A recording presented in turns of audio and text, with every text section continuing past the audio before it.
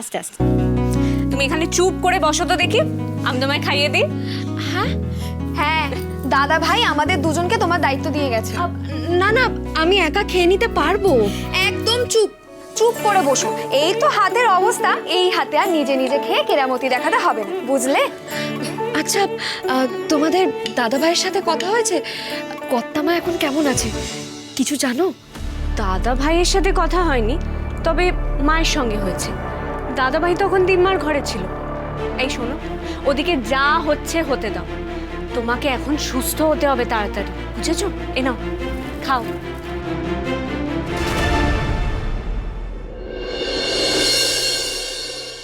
প্রমিলা, প্রমিলা কোথায় গেলে? ডাকছেন বড় মা? এতক্ষণ ডেকে ডেকে কি কোথায় থাকো? আসলে বলবেন না বড় মা, যেদিকে আমি না তাকাবো সেদিকেই। বাড়িতে লোকজন নেই বলে কাজের লোকগুলো এত ফাঁকি দিচ্ছিল। ঠিক আছে ঠিক আছে, আর কাজের ফিরিস্তি দিতে হবে না। আপনার কিছু লাগবে বড় মা? এনে দেবো? ছাই লাগবে, ছাই নিয়ে এসো, যাও। রাগ করবেন না, আমি একটু দূরে ছিলাম তো তাই শুনতে পাইনি। এখন তো এসে গেছি, বলুন না কি লাগবে। আরে এ তো মহাজালা হলো, বলছি তো ছাই লাগবে, উনুনের ছাই। যাও নিয়ে এসো যেখান থেকে পারো। কি হলো কি? একটু ছাই চেয়েও পাবো না? চুপ করে দাঁড়িয়ে আছো কেন? যাও। আপনি সত্যি সত্যি ছাই চাইছেন? মিথ্যে মিথ্যে ছাই পেলে সেটাই নিয়ে এসো। বড় মা, আসলে বাড়িতে তো উনুনের পাট উঠে গেছে, আর মোড়ের মাথায় যেই ছেলেটা ইস্ত্রি করে সেও তো আজকে বসেনি। ও, ছাই নেই? তাহলে ছাইয়ের বদলে কিসে কাজ হবে?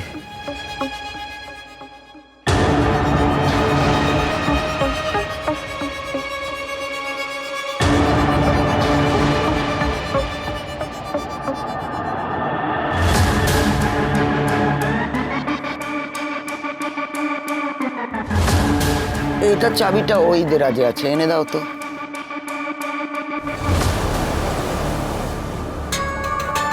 পুচুটে চারুবুড়ির হলোটা কি?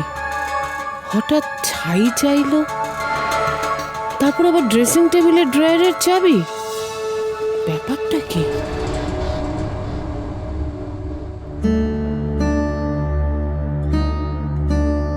মৌলি দিদি, শিল্পী দিদি, তোমরা তোমরা এত সব কেন করছো গো? ও, তুমি আর বকবক না করে এবার রেস্ট করো তো, আমরা এলাম, কেমন? এই যে বলছি, কবিতা হোক বা চিঠি, পুরোটা তো লেখা হয়নি, বাকি রয়েছে। এইবার বাকিটাও লিখে ফেলো, কেউ বিরক্ত করবে না। আসছি।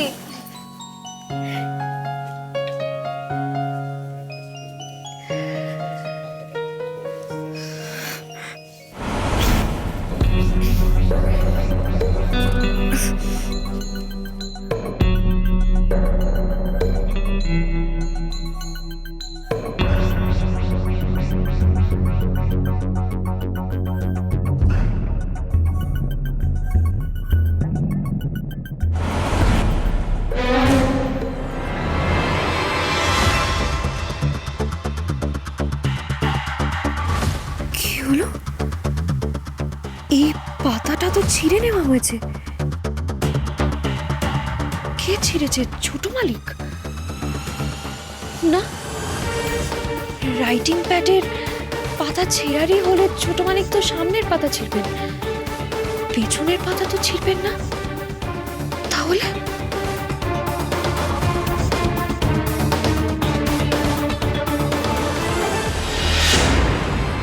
এ কি? এবড়ো খেবড়ো হয়ে আছে কেন? তার মানে খুব চাপ দিয়ে লেখা হয়েছে। কেন? বড় মা কি এইভাবেই চাপ দিয়ে লেখেন, নাকি ইচ্ছে করে?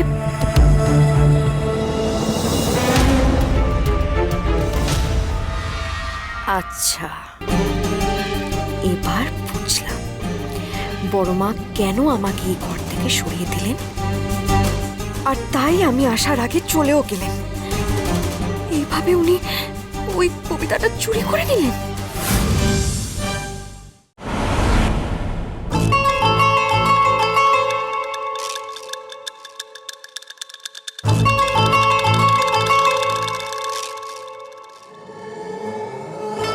ভেবেছিলাম কোনোদিনই আর কাজে লাগবে না, কিন্তু আজ কাজে লেগে গেল।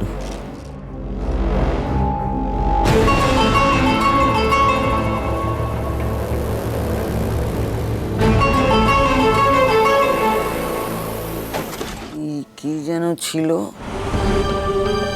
পেয়ালা ভরা পেয়ারা পেয়ারা, কানের ছোটে ফোয়ারা। না, মনে থাকবে না।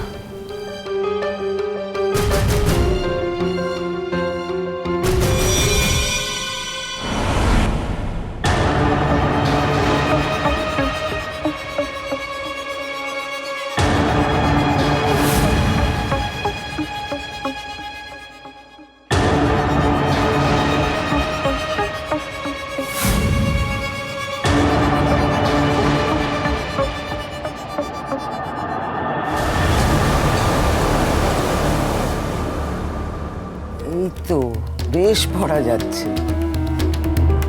চিনি, আমি আমার নিজের বোনকেই বিশ্বাস করতে পারিনি, আর তুমি ভেবেছো আমি তোমাকে বিশ্বাস করব?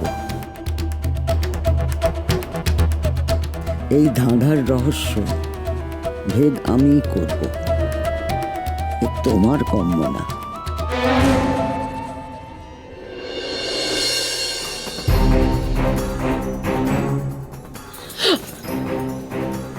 কথা আছে।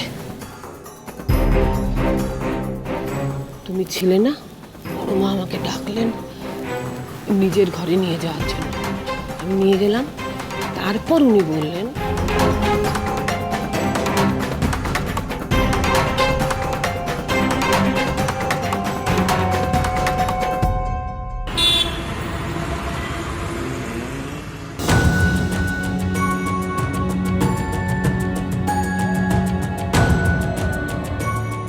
আরে এটা কি হচ্ছে? তুমি মাকে নিয়ে বেরিয়েছো কেন? মা? এক্সটার্নাল ইনজুরি বেশি হয়নি, এখানে রেখে কি করব?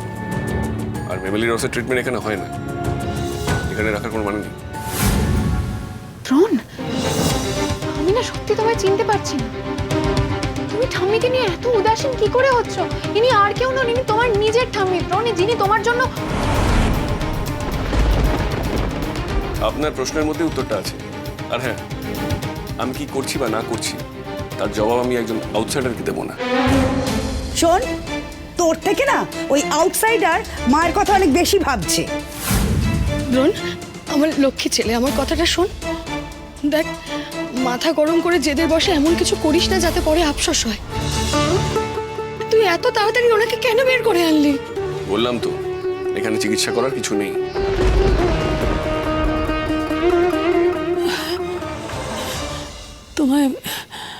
তোমায় বলেছিলাম না বাবা, এরা সব আমাকে আমার ছেলে মেয়ে বলে জোরাজুরি করছে।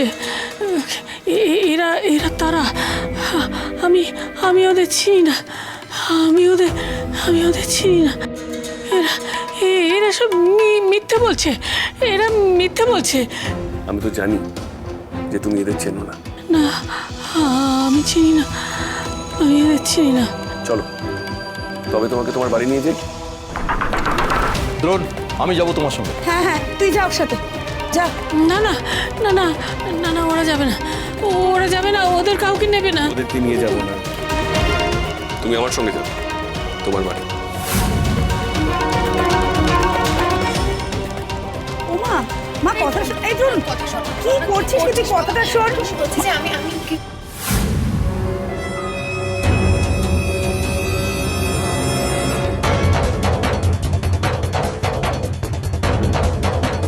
এটা কি হলো?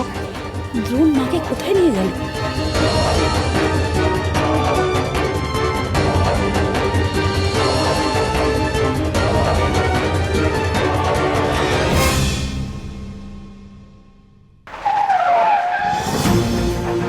এটা তো কোনো বস্তি বাড়ি না। বস্তিতে তোমাকে দেখার কেউ নেই, তোমার ছেলে এই বাড়িতে চাকরি করে, তার কাছেই না হয় থাকো। আমার ছেলে? এই হলো তোমার ছেলে।